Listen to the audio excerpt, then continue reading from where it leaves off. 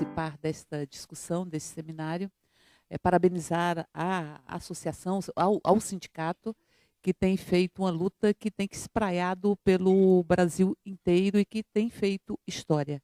História reconhecendo, primeiro, a generosidade da política de educação e o seu caráter potencialmente transformador. Isso foi reconhecido também pelos fundamentalistas.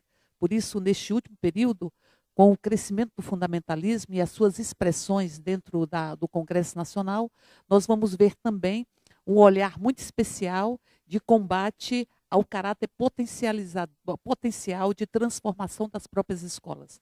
Nós temos como rachio de pólvora as discussões sobre os planos nacionais de educação, planos distritais, estaduais e municipais de educação, numa perspectiva de impedir que ali se façam as discussões para que nós possamos nos entender na nossa diversidade, e sem ela nós não nos entendemos na nossa condição humana, na nossa humanidade. A humanidade, me perdoem os que não acreditam nisso, ela é uma só. Ela é uma só. E uma humanidade é uma só, com várias formas de ser, várias formas de amar, várias etnias, várias culturas, várias idades, várias formas de se colocar no mundo, de se perceber e perceber o outro. Mas a humanidade é uma só. E essa condição humana que nos unifica e, ao mesmo tempo, nos remete à própria diversidade, é uma condição que tem sido negada por uma lógica fundamentalista que se fortaleceu no último período e, penso eu, que ela é fruto e semente, como tudo na vida, fruto e semente. Aliás, o processo é dialético. A cada tese, uma antítese, uma síntese, que será uma nova tese, enfim. Então, todo fruto foi um dia semente, toda semente, portanto, também será um fruto. E por isso que não há como se dizer que os fins justificam os meios.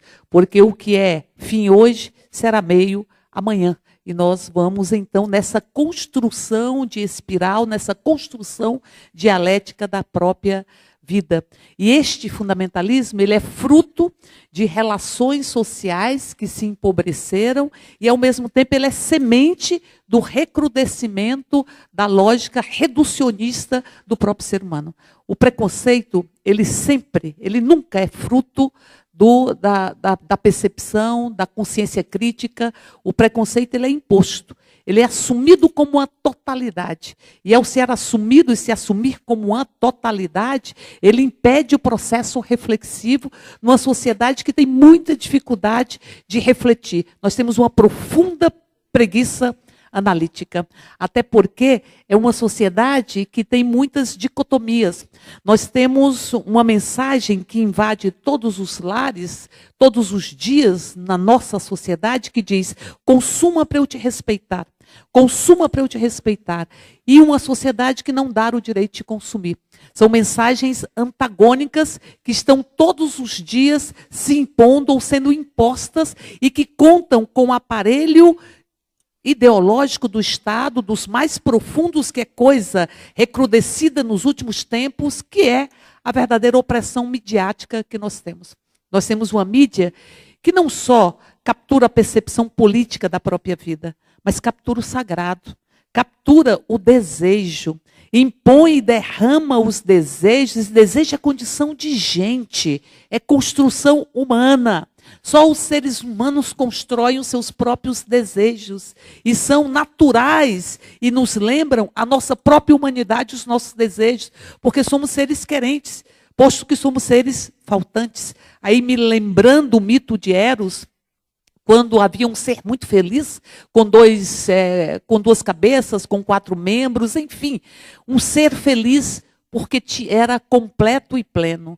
E Zeus, enfesado com tanta felicidade, enciumado por tanta felicidade, cindiu ao meio e nos transformou em seres em busca do erótico, em busca da plenitude, por isso seres faltantes e seres querentes. Então, nesta sociedade, onde nós somos seres querentes, o desejo que é construção humana tem sido capturado pelo mercado através de uma opressão midiática que nos lembra como nós estamos sendo vítimas do que nós não fizemos, porque este país não é democrático se nós não democratizarmos os meios de comunicação.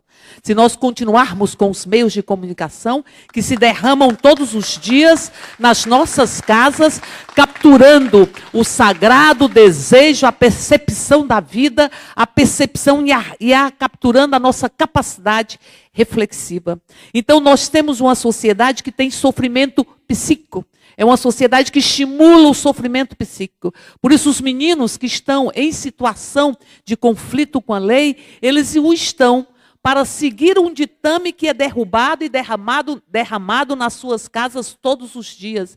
Eles estão em 85% por infração contra o patrimônio, para conseguir objetos pessoais, para conseguir droga, porque o consumismo, ele é um irmão siamês do próprio processo de consumo abusivo das drogas ou das síndromes de drogadição. É a busca incessante de um prazer que foi construído, não foi refletido, não foi sopesado, não foi construído nas nossas relações de pele, comunitárias e familiares. Foi imposto como ditames do próprio mercado.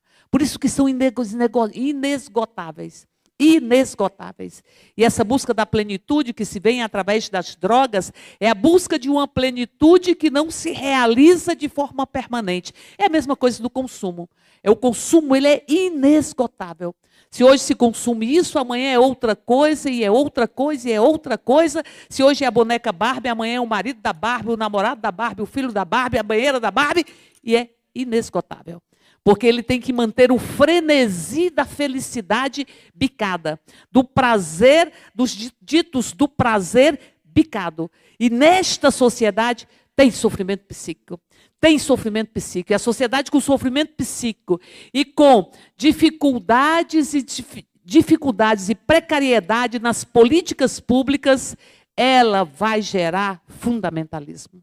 Porque as pessoas buscam uma forma de fugir do seu próprio sofrimento, que é inerente às relações sociais, onde o ser humano é coisificado, onde o ser humano é mercantilizado, e onde os fenômenos humanos são mercantilizados e são coisificados, inclusive o processo eleitoral, que é coisificado, mercantilizado, e aquele Congresso Nacional é um grande balcão de negócios onde se perpetua uma lógica corrupta, porque enquanto a corrupção for considerada fenômenos de grupos de uma forma discricionária, como nós estamos vendo no país, instrumentos de dominação de grupos neste país, enquanto for considerado um processo individualizado e não uma lógica de instituições não democráticas e instituições que nos lembram o colonialismo, ela vai continuar existindo. A corrupção não é um fenômeno de grupos e de pessoas. Ela tem a ver com a construção de instituições pouco democratizadas. Esta sociedade com sofrimento psíquico, alguém vai dizer, não precisa pensar, não precisa refletir, não precisa se colocar na condição de sujeito de escolhas. É só me seguir. É só me seguir que eu te levo para a felicidade. E é só me seguir que eu sei definir o que é o bem e o que é o mal. Eu sei construir os instrumentos dicotômicos. Aí se diz, existe a noite e existe o dia. E eu me pergunto, onde está o amanhecer? E onde está o anoitecer? Que nem dia é e nem noite é. Existe o preto e existe o branco. E onde estão as cores do arco-íris, que não são só nem preto e nem branco? E nós temos uma miríade de expressões humanas que não se concentram na dicotomia do bem e do mal e na lógica fundamentalista que é fascista. O fundamentalismo é fascista, porque ele nega o outro. Ele nega a diversidade, ele nega, subalterniza e desumaniza, invisibilizando a nossa própria humanidade.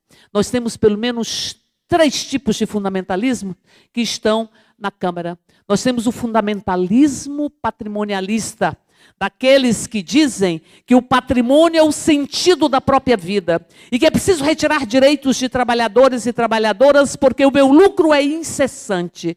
É o pato de Troia da Fiesp.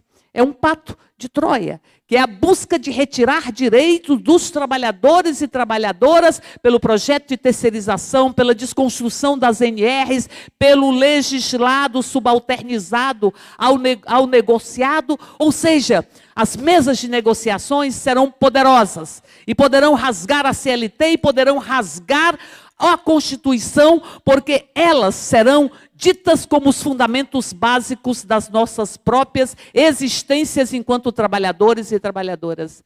Este fundamentalismo é o fundamentalismo dos ruralistas, que querem fincar as suas estacas e as suas cercas nas terras indígenas, nas terras quilombolas, e fincam as suas estacas na nossa brasilidade, e fincam as nossas estacas na nossa própria cidadania e na nossa democracia, porque nós estamos falando de direitos que estão previstos na Constituição dos povos originários. Nós não estamos dizendo que a regulamentação e a demarcação de terras indígenas e quilombolas elas têm que passar por uma discussão política de um Congresso que não nos representa. Ela é um direito assegurado na nossa Constituição e cabe ao Executivo apenas implementar. Mas os ruralistas, do topo da sua arrogância, nos lembrando que não fizemos o luto do colonialismo, querem avançar sobre os direitos indígenas, avançar sobre os direitos dos quilombolas. Nós temos, portanto, o fundamentalismo patrimonialista, o fundamentalismo punitivo, que diz que os problemas do Brasil não se resolvem com escolas, não se resolvem com cultura. Os problemas do Brasil se resolvem com grades e balas. Grades e balas, grades e balas. Não importa se temos a 4ª maior população carcerária do mundo. Não importa se a sociedade, com o recrudescimento penal e o rol de crimes hediondos, ela não se tornou menos violenta. Não importa. Importa encarcerar, como diz Foucault. O problema não é apenas que o sistema prisional, ele não reintegra a sociedade. É que ele é feito para não reintegrar.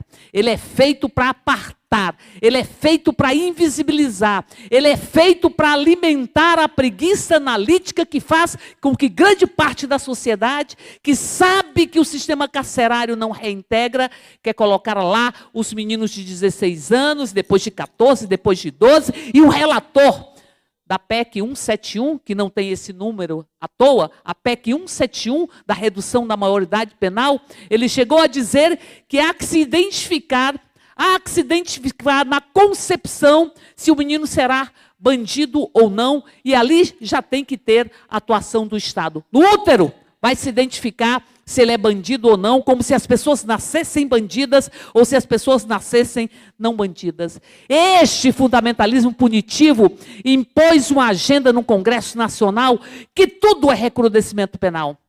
Se há um crime de lesão corporal contra um familiar de policial, é crime hediondo.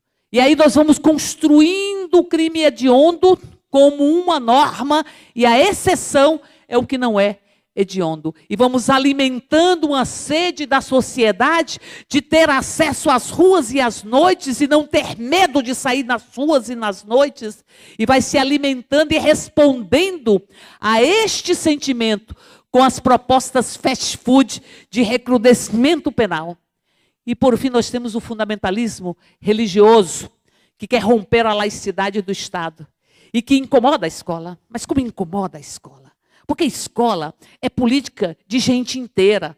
Não é o braço quebrado, não é a garganta inflamada, é a pessoa. E a pessoa vai se carregando. E a pessoa, ao se carregar, ela carrega a sua ancestralidade. Ela carrega ainda as possibilidades dos que ainda nem chegaram. É diálogo de gente. E é a política que está em todo canto. Se tem igreja em todo canto, se tem bar em todo canto, também tem escola em todo canto. Também tem escola em todo canto. E é a política que mais dialoga com a sociedade, que mais dialoga com a comunidade, que mais dialoga com a família, que mais dialoga com as expectativas e com os sonhos ou com a ausência deles. Por isso, eles querem romper a laicidade do Estado e implementam uma construção de ideologia de gênero que ela é uma tentativa de sair do discurso essencialmente religioso e fazer a ponte com o discurso ideológico da extrema-direita neste país. Porque eles dizem, defender a família patriarcal é defender a sociedade de classe. Porque se destrói a família patriarcal, se destrói a propriedade e se destrói a própria sociedade de classe, remontando a análise de Engels da história, da origem da sociedade, do Estado, da propriedade, da família. E aí se destrói, se constrói uma anarquia. E essa anarquia vai invadir e enfrentar a ordem e os tabus. Por isso será uma sociedade incestuosa. Aí se constrói uma discussão que a partir da família patriarcal, da eliminação da família patriarcal, nós construímos uma sociedade incestuosa. Porque, penso eu, porque demorei para entender isso, penso eu, que há uma discussão de que, como eu nos tabus mais universais, o tabu do incesto, se eu construo a anarquia e eu destruo a ordem, eu também vou destruir um dos tabus mais universais da humanidade, que é o tabu do incesto. E vão construindo a concepção de ideologia de gênero para promover o diálogo entre os fundamentalismos que foram articulados em grande medida por Eduardo Cunha. Eduardo Cunha articulou os fundamentalismos dentro da Câmara. Eduardo Cunha puxou a agenda fundamentalista, deu centralidade a ela e fez com que esses setores se empoderassem. E nós fomos vendo os ovos de serpente. Fomos vendo os ovos de serpente. E nós não entendemos que ovo de serpente a gente enfrenta. A gente não ignora. Se nós ignorarmos os ovos de serpente, nós vamos acordar cheio de serpentes. E nós fomos vendo o absurdo de se esgueirar, o absurdo de levantar a cabeça, e fomos, na nossa maioria, nos calando, ignorando e menosprezando o absurdo. Não dá para menosprezar o absurdo, porque tem razão Nelson Rodrigues, o absurdo perdeu a modéstia. O absurdo perdeu a modéstia, o absurdo está desnudo, está saltitando dentro dos corredores do Congresso Nacional, mostrando a precariedade da nossa democracia representativa, que teria que ser constatada e superada pelo fortalecimento da democracia direta, da democracia participativa, das experiências de construção por fora das estruturas do sistema eleitoral, da participação ativa da condição de sujeito individual e de sujeito coletivo, que, aliás, é o que nos faz humanos. Porque seres humanos somos os únicos seres que podemos ter consciência da nossa vida, pegar pelas mãos a nossa vida e transformá-los. E estes absurdos foram se articulando, elaborando e fazendo um balé macabro, onde um fundamentalismo retira o outro para dançar, e vão pisoteando a nossa própria Constituição e crescendo a naturalização do próprio fascismo. Crescendo a naturalização do fascismo, da negação do outro, da desumanização simbólica, numa discussão, que é a luta contra a discriminação, que ela não é uma discussão menor. Ela não é cereja de bolo, ela não é chantilly do café. Ela é estruturante, porque a discriminação desumaniza. O que acontece com milhões de mulheres que não querem voltar para casa? Porque em casa nós somos nós mesmos. Na rua nós somos anônimos. Em casa, nós tiramos nossas máscaras. Nós temos as nossas relações mais atávicas, mais estruturantes. Existem milhões de mulheres neste país que não querem voltar para casa. porque ao chegar em casa serão vítimas de uma tortura que vai arrancando elas delas mesmas.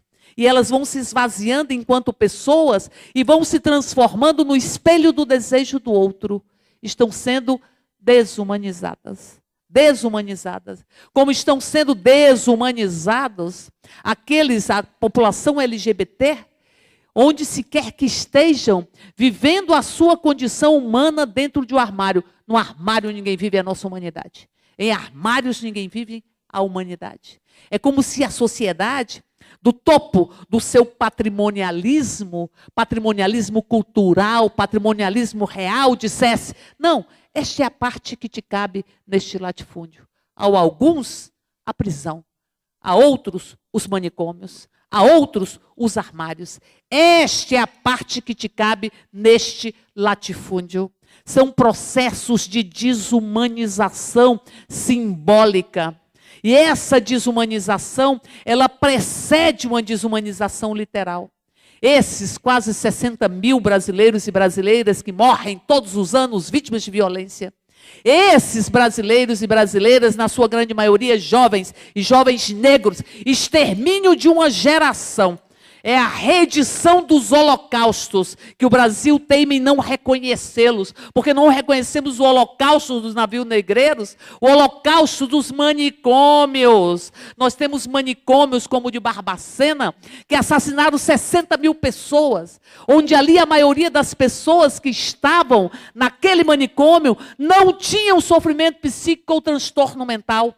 Eram mulheres, mães solteiras, eram pessoas com deficiência, eram homossexuais, transexuais, que ali eram transportados no trem chamado trem dos doidos. Não é à toa que Basaglia dizia: isto é um holocausto, quando conheceu o Hospital Colônia de Barbacena, um manicômio. São os holocaustos. Os holocaustos construídos nas suas unidades totais para poder apartar, para poder eliminar a condição da própria vida. Por isso, romper a desumanização simbólica é fundamental para que nós tenhamos uma sociedade de paz. De paz. Não são as grades que trazem a paz. Não são as balas que trazem a paz. Não são as algemas que trazem a paz. O que traz a paz é desconstruir a desumanização simbólica e entender que o outro tem os mesmos direitos que você tem. Que o outro tem um direito àquilo que está na Declaração Universal das Pessoas Humanas, onde se tentou fazer o luto dos fornos crematórios da Segunda Guerra Mundial. Todo ser humano nasce livre. Todo ser humano nasce livre e igual em dignidade e em direitos. E quando falamos em dignidade, nós estamos falando de algo que perpassa todos os momentos. E estamos falando de direitos humanos que perpassam e superam a própria cidadania. Porque cidadania nós falamos em deveres e direitos. Direitos humanos nós falamos em dignidade humana. Ainda na guerra é preciso manter a dignidade humana. Ainda na guerra não é permitido torturar. Ainda na guerra não é permitido assassinar-se crianças, mulheres, enfim, civis.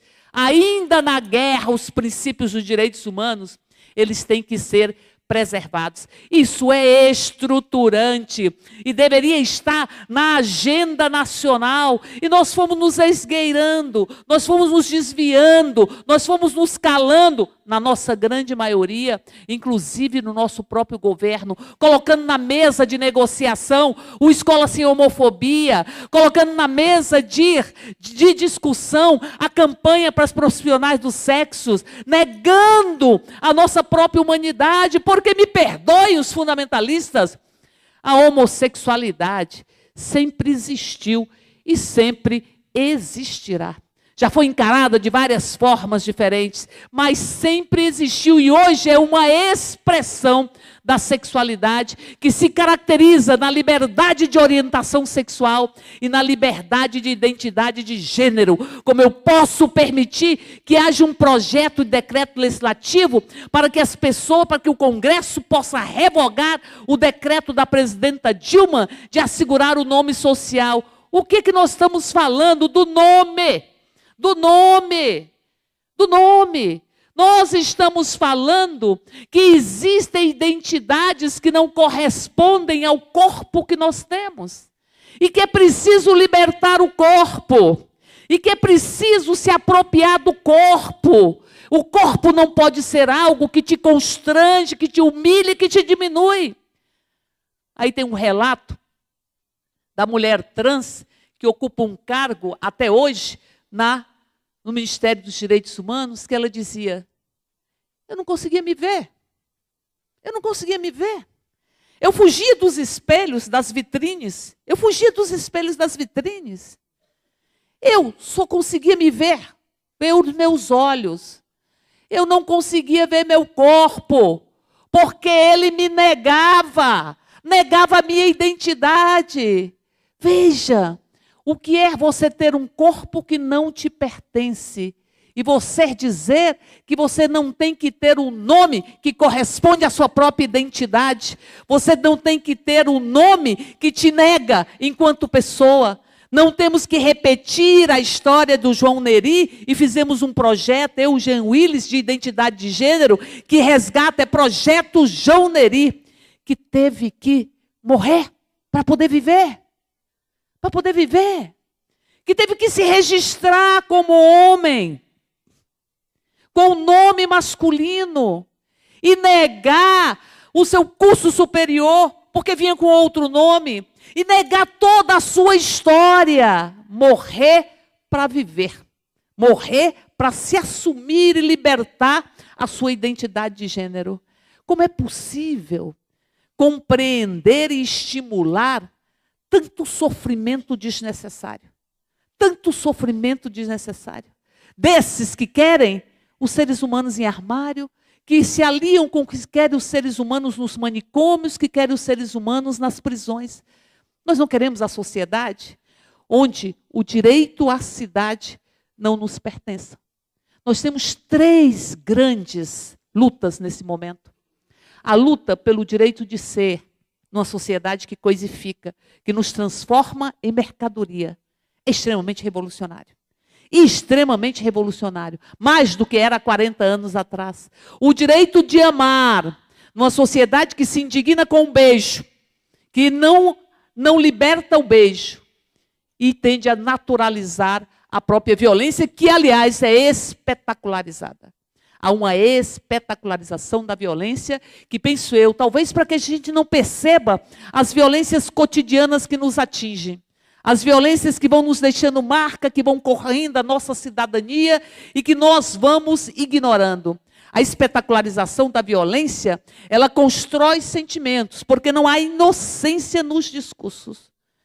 Cada assassinato da população LGBT nesse país tem responsáveis na Câmara. Tem responsáveis nos púlpitos desse país. Tem responsáveis, porque o discurso não é inocente. Discurso é ponte entre pensamento e entre ação. E o discurso ganha corpo, ganha perna, se transforma em atos. O discurso constrói a lógica que possibilita que nós tenhamos uma sociedade com tanta naturalização da violência. E há a espetacularização da violência nas nossas televisões. E esta espetacularização da violência vai alimentando uma série de saídas que são saídas para que não se resolvam e não se supere a lógica de uma sociedade que não fez o luto dos seus períodos traumáticos, nem do colonialismo, nem da escravidão, nem tampouco da ditadura militar. Como diz Marx, essa história vai se repetir se a gente não fizer mudanças estruturais. E esse fascismo que vai se corroendo, que vai se esgueirando e que agora aparece. E apareceu no dia 17, no dia do golpe, na Câmara, apareceu esse fascismo. Alguns diziam, eu voto em nome da minha família, são os que não querem a família dos outros. É a minha família contra a família dos outros. Alguns diziam, eu voto em nome da minha religião, é os que destroem a religião dos outros. É os que constroem a lógica contra as religiões de matriz africana. É os que possibilitam depredar o sagrado o sagrado da nossa própria história, de resiliência e de resistência que os terreiros preservaram. Os terreiros preservaram. Eles querem as contas escondidas e nós vamos mostrar as contas. Eles querem os tambores calados e nós vamos tocar os tambores. E nós vamos dizer que esse país só se faz democrático se for laico. E eles querem romper a laicidade do Estado e o fazem todos os dias. Todos os dias. O que é o Estatuto da Família? O Estatuto da Família, ele diz que só 75% das famílias brasileiras, eles têm direito de serem reconhecidas enquanto famílias. Em 2001, nós tínhamos 11 expressões familiares, segundo o IBGE. Em 2011, 19 expressões familiares. Quantas vamos ter daqui a 10 anos? As famílias são consequência das relações culturais, econômicas, sociais. Como eram as famílias quando o Brasil era rural? Famílias imensas que se unificavam pela própria produção. E como são as famílias hoje, com suas diversas expressões? Quando eles negam tantos tipos de família, eles institucionalizam a homofobia, a exclusão e a discriminação. E, mais uma vez, ali estão as escolas. Porque eles dizem, tem que discutir a família, estimular a família nas escolas. Mas são alguns tipos de família. E os outros caem no limbo da discriminação. Eles criam um conselho da família, com poder para requisitar, com poder para representar. Conselhos que vão ser instrumentos persecutórios dos tipos de família que não foram eleitos, da família patriarcal e tradicional, que não foi eleita como a família que tem que existir. Mas mais do que isso, eles consideram a família monolítica. E nós temos a Lei Maria da Penha, que diz que as mulheres são vítimas, e a maior vítima, e a maior violência que acontece contra as mulheres está no universo da casa, da família. Como a violência que atinge idosos, como a violência que atinge crianças. Então, quando eles dizem que a família é monolítica, é um instrumento único, ele nega os avanços que nós tivemos no Estatuto da Criança, no Estatuto do Idoso, na Lei Maria da Penha. E quando eles dizem família é família, com felicidade ou sem felicidade, com afeto ou sem afeto, transforma a família numa instituição opressora e nos remetem a antes da lei do divórcio, que é de 77, que se diz, não, você pode desconstruir uma relação conjugal e construir outra se não tiver afeto e se não tiver felicidade. E eles retrocedem ao Estatuto da Mulher Casada, porque esse Brasil já teve um Estatuto da Mulher Casada. Na década de 60, as mulheres casavam e se tornavam parcialmente incapazes. Seguramente seriam recatadas e do lar, e provavelmente belas. Recatadas do lar e belas, mas seriam parcialmente incapazes. Então, portanto, nós temos estas expressões. Revogação do Estatuto de Desarmamento, a PEC 215, o Estatuto da Família. Nós temos essas construções, o projeto que dificulta a pílula do dia seguinte, o projeto que reconceitua o que é violência sexual contra as mulheres, o projeto que rompe também a laicidade do Estado, porque ele diz, a pessoa, o profissional, ou a instituição de saúde, se considerar que um procedimento é abortivo, ela pode não ministrá-lo, a partir das suas convicções religiosas. Como no Estatuto da Família, eles dizem, a família tem o direito de impor a educação sexual, a educação moral, a educação religiosa, de acordo com seus preceitos familiares em todas as escolas, sejam públicas, sejam privadas. E nós estamos rompendo a laicidade da educação. E nós vamos ter uma concepção, vejam como o absurdo está perdendo a modéstia. Eles não tentaram colocar um criacionista no governo golpista, no Ministério da Ciência e Tecnologia, um criacionista que acha que nós nascemos da costela do Adão, as mulheres, e que acham que nós fomos muito beneficiadas, porque foi da costela do lado do coração.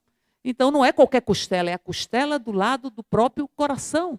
Que todo mundo tem que ter as suas possibilidades de construir as suas convicções religiosas. Mas o Estado, se não for laico, ele não é democrático. E ele não assegura a liberdade de credo e de não credo. Portanto, nós vivemos essa construção. E estes fundamentalismos fazem parte da arqueologia do golpe. Foram os segmentos que se unificaram nos acordos que foram feitos nas sombras, nas trevas, para golpear e para rasgar 54 milhões de votos.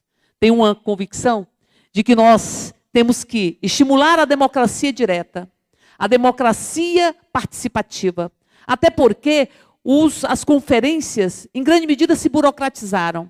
E, em grande medida, nós também desradicalizamos. Desradicalizamos em função da governabilidade, desradicalizamos em função do que era preciso discutir para compor, nós nos desradicalizamos. E é preciso que a gente radicalize a própria democracia. Mas é preciso que nós entendamos que esses instrumentos da democracia direta, quando se percebeu que havia que se ter respostas a ele, nós não conseguimos aprová-los dentro da própria Câmara. Depois de 2013, nas manifestações que foram feitas em 2013, ali houve algumas iniciativas do governo. Encaminhou a construção do Conselhão. E o que seria o Conselhão?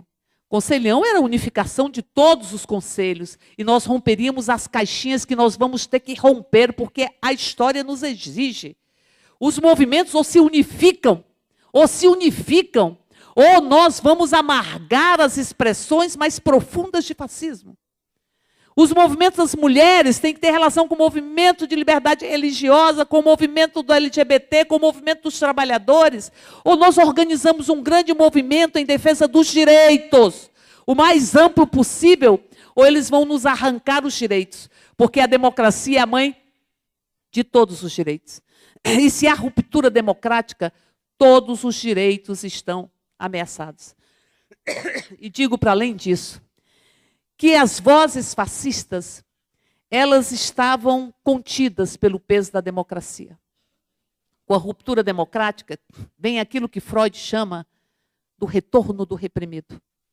Não é apenas as expressões fascistas, elas vêm com muito ódio, porque elas foram alimentando muito ódio em função da contenção democrática.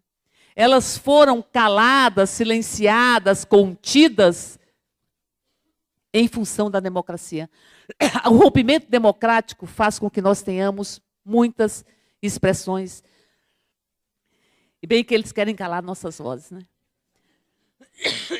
E bem que nós somos renitentes, resilientes, resistentes. E nós vamos continuar construindo a nossa felicidade. Que é a felicidade das mulheres, a felicidade LGBT, a felicidade dos negros. É uma felicidade muito guerreira. É uma felicidade muito guerreira. Porque cada espaço que nós ocupamos em uma construção de enfrentamento.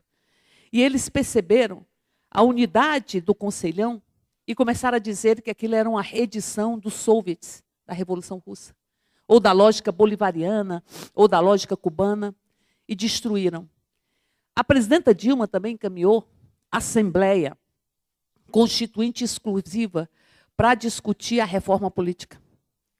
Porque nós temos que ter uma reforma política para tirar o peso do poder econômico e, para além disso, ter um Congresso que tenha indígena, que não tenha só 0,7% de mulheres negras, que não tenha menos de 10% de mulheres.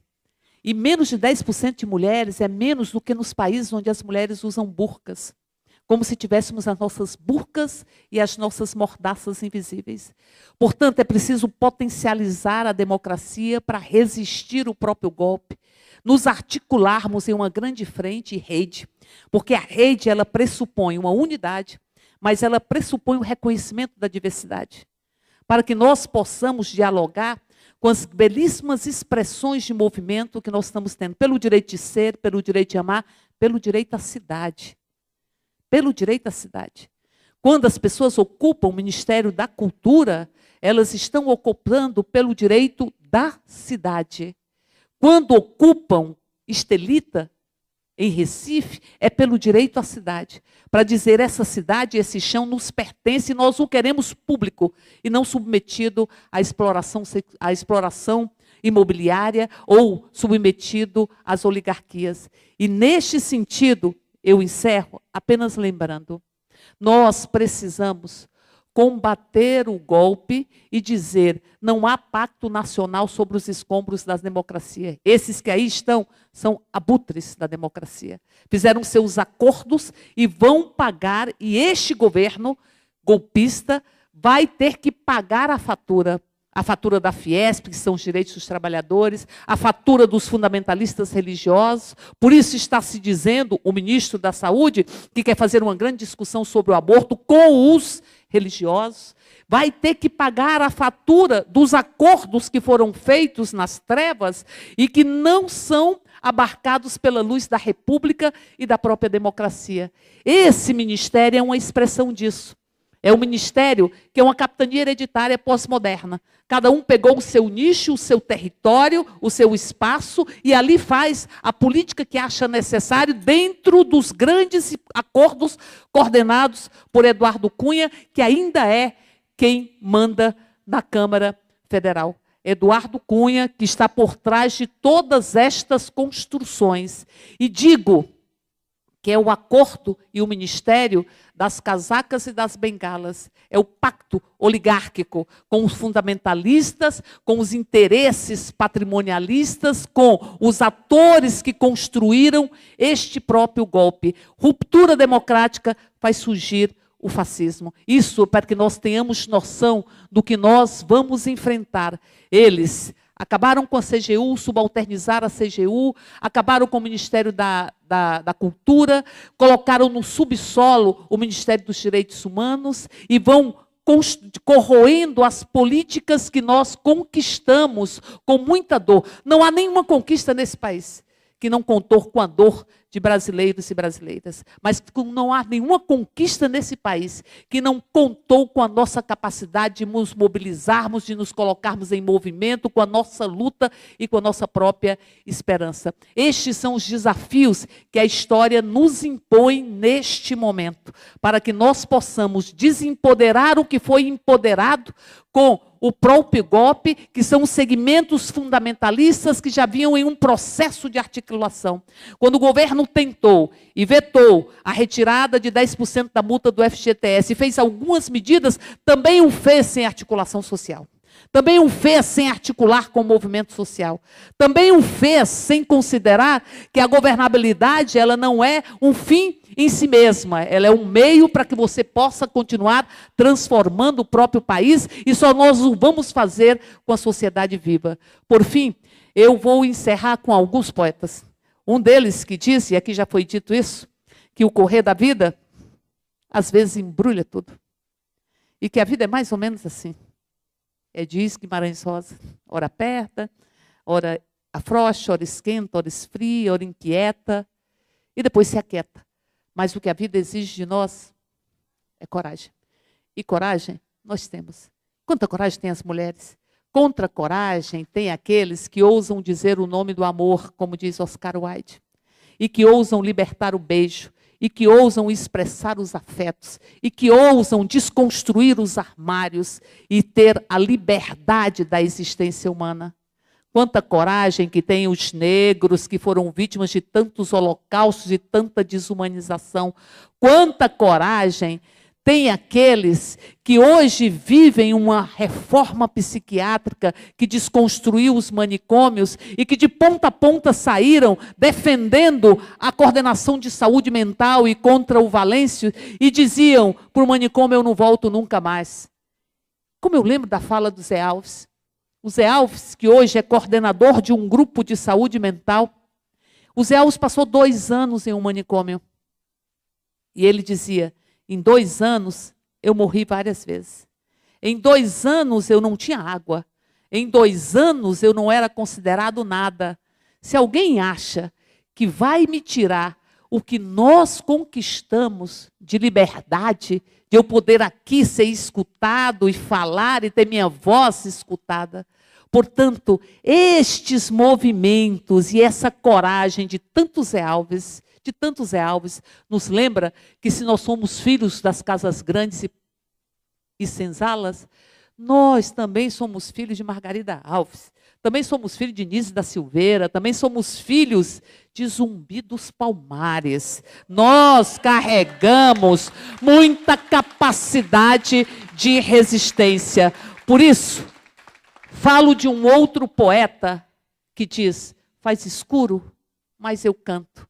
E termino com um poeta maior, Drummond de Andrade, que diz: sabe o que a gente canta? É uma sinfonia que eu digo que é coletiva. É uma sinfonia de muitas vozes. E tanta gente que fala, e todo mundo fala. Fala pelo silêncio, fala pela lágrima, fala pelo corpo, fala pelas mãos. É preciso que as vozes sejam escutadas. Nós e vocês, e todas e todos nós, estamos construindo essa sinfonia, que é a sinfonia que Drummond diz. Essa é a sinfonia que acorda o adulto.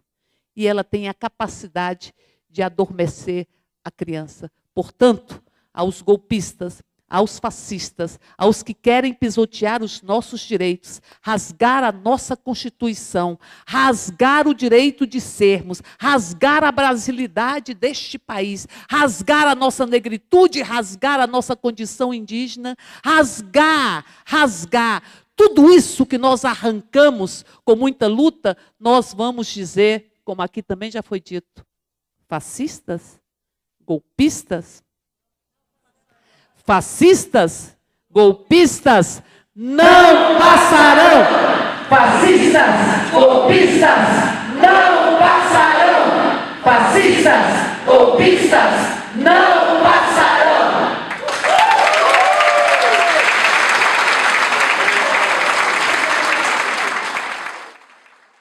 Eu quero agradecer, imensamente, em nome da PP Sindicato, a essa vinda de uma parlamentar que, inspirada no mito grego de Eros, junto com outras mulheres e homens valorosos e valorosas, enfrenta os corredores da escuridão e das sombras do mito de Thanatos, que é o antimito de Eros, que é o mito da morte, da mentira, das distorções e das discriminações que a gente vai vendo, dirigida pelo Eduardo Cunha, nos corredores de Brasília. Então, em menor número, porque eles avançaram. As sombras avançou. Mas no meio da escuridão, uma chama, por pequena que seja, é o que aparece.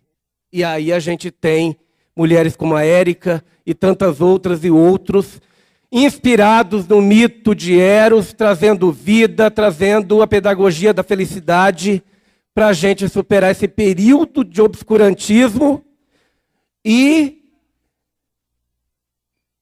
colocar aqueles homens e algumas mulheres também, infelizmente, que no dia 17 de abril impactou o mundo com as trevas da inspiração do mito da morte, que é o mito de Thanatos, da mitologia grega.